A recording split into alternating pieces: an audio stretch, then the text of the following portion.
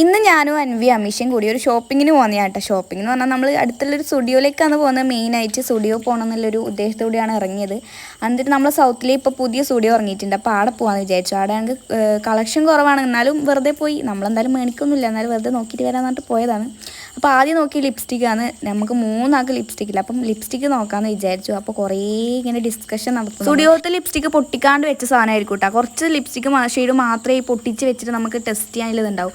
അത് നമ്മൾ ഷെയ്ഡ് തന്നെയാണ് നമുക്ക് ഉറപ്പുണ്ടാവില്ല കേട്ടോ. അങ്ങനെ നമ്മൾ കുറച്ച് ഡിസ്കഷൻ നടത്തി ഒരു ലിപ്സ്റ്റിക് ആയിരുന്നു മേടിച്ചിട്ടുണ്ടായിരുന്നു. പിന്നെ കുറേ ഡ്രസ്സ് നോക്കാനാണ് കേട്ടോ പോയത്.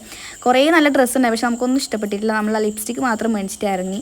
നേരെ പോയത് സൗത്തിൽ ഇപ്പോൾ ഒരു ദോശക്കട കഴിഞ്ഞിട്ടാണ്. നല്ല അടിപൊളി ദോശയും ചമ്മന്തിയും. പിന്നെ എന്താ അടുത്ത മെയിനായിട്ട് എന്ന് പറയുന്നത് ഒരു ചമ്മന്തിയാണ് കേട്ടോ, ഒരു തക്കാളി ചമ്മന്തി. ഞാനിവിടെ കുറേ വന്നിട്ടുണ്ട് ദോശ എന്നാൽ, പക്ഷേ ഇവർ ഫസ്റ്റ് ടൈം വന്നിട്ട് ഞാൻ എനിക്ക് നല്ല ഉണ്ട് എന്നിട്ട് കൂട്ടിക്കൊണ്ടെന്നെയാണ്. പക്ഷേ രണ്ടാൾക്ക് ഇഷ്ടപ്പെട്ടു കേട്ടോ. നല്ല അടിപൊളി ദോശയാണ് കേട്ടോ പറഞ്ഞത്. ഇവിടെ 30 40 40 ഇല്ലു ദോശയൊക്കെല്ലാം. എന്നിട്ട് തിന്നിട്ട് വന്നു.